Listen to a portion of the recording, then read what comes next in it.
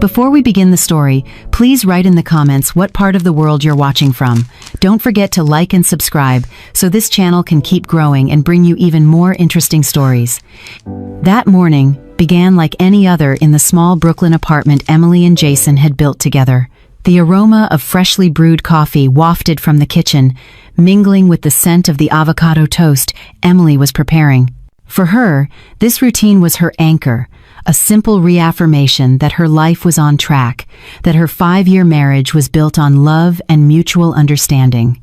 She placed 2 plates on the table, poured coffee into Jason's favorite mug, and smiled with satisfaction.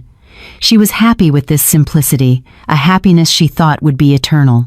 Jason walked into the dining area with an oddly heavy step. His face, usually cheerful in the mornings, was now etched with a worry he couldn't hide. Emily noticed it instantly. She set her knife down on her plate and looked at her husband with concern. "Honey, what's wrong? Why do you look so tense?" Emily asked softly. Jason sighed deeply, as if gathering the strength to deliver bad news. He sat across from Emily, but his eyes wouldn't meet hers. His gaze was fixed on the steam rising from his coffee cup. "Emily, I'm so sorry. I have some bad news," he said in a low voice. "My sister just called from back home in Charleston. Mom is in very bad shape." Emily's world seemed to stop for a moment. Carol, her mother-in-law. Although their relationship couldn't be described as warm, Emily had always held a deep respect for her. Carol was certainly a tough figure, often making subtle jabs about Emily's humble origins, but Emily had always tried to be understanding. To her, Carol was still the mother of the man she loved deeply. "What happened to her, Jay? How is that possible?"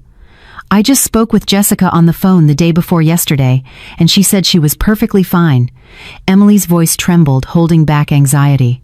Her mind immediately raced, imagining the worst-case scenarios. "She said she collapsed suddenly last night. Her blood pressure shot through the roof. Right now, she's bedridden. I have to go right now, Emily. I'm her only son. I have to be there," Jason said with a tone of feigned urgency.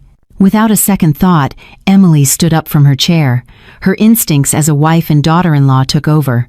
"Of course. Let's go, Jay. I'll get ready right now. We'll go together. I can help take care of your mother there." Jason looked up, and for the first time that morning, he met Emily's eyes, but his gaze was strange. There was a fleeting panic he tried to conceal with a forced smile. "No, honey," he refused quickly. Far too quickly. Emily frowned. "Why not? I'm your wife and her daughter-in-law. It's normal for me to go see her and help out. I can ask for the day off from work." "It's not that." Jason took Emily's hand, squeezing it tightly. "I'm just going for a couple of days, at most, until Mom is stable. The drive down to Charleston is long and exhausting. I'd feel bad putting you through that. Besides, the house there is small. A lot of family will be coming over. You wouldn't be comfortable. I promise I'll keep you updated every moment." The reasons sounded logical. They sounded like a display of concern, yet a small voice in Emily's heart told her something wasn't right. Why was her husband so insistent that she not go? In a situation like this, wasn't a wife's support what was needed most? "But Jay, that's..." "Honey," Jason cut her off abruptly, this time with a firmer tone that left no room for debate. "You stay here, take care of the apartment, and pray for Mom to get well soon. That will be more than enough for me. Now, please help me pack a bag with clothes for a couple of days, okay?" Emily finally gave in, pushing her unease deep down, convincing herself that Jason was only trying to spare her the trouble. With a heavy heart, she went to their bedroom and opened the closet. Her hands deftly selected several shirts, t-shirts, and pants for Jason. She even tucked Jason's vitamins and personal medications into the bag, making sure her husband wouldn't lack for anything during his stay. Every piece of clothing she folded felt like a prayer, a sincere hope that her mother-in-law would recover quickly and her husband could return to her side. An hour later, Jason was ready to leave.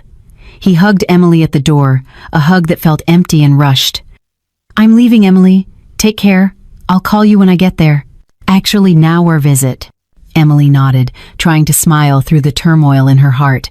She kissed the back of her husband's hand and watched his car pull away until it disappeared around the street corner. The cool morning air now felt sharp, and the usually warm apartment seemed immensely empty and silent. After locking the door, Emily returned to the dining room to clear the dishes. Her mind was still filled with worry. As she went to pick up the denim jacket Jason had left on the back of a chair, a small piece of paper fell out and fluttered to the floor. The paper was crumpled, as if it had been in the jacket pocket for a long time. Emily picked it up without suspicion, thinking it was just a receipt or a random note. However, as she unfolded it, her eyes locked on the words written there.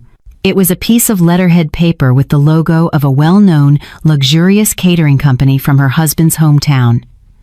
Below the logo was a detailed order for hundreds of buffet servings in food stations.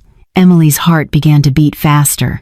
Then she saw handwriting she recognized as Jason's at the bottom of the paper. A small note written in black pen, "Final 50% payment due on the eve of Jessica's event." Emily read the sentence over and over as if trying to decipher a foreign language. Jessica's event eve. Didn't that mean tomorrow? Why was there a luxury catering order for her sister-in-law's event? Just when Carol was supposedly bedridden, gravely ill? Her logic fought against her feelings.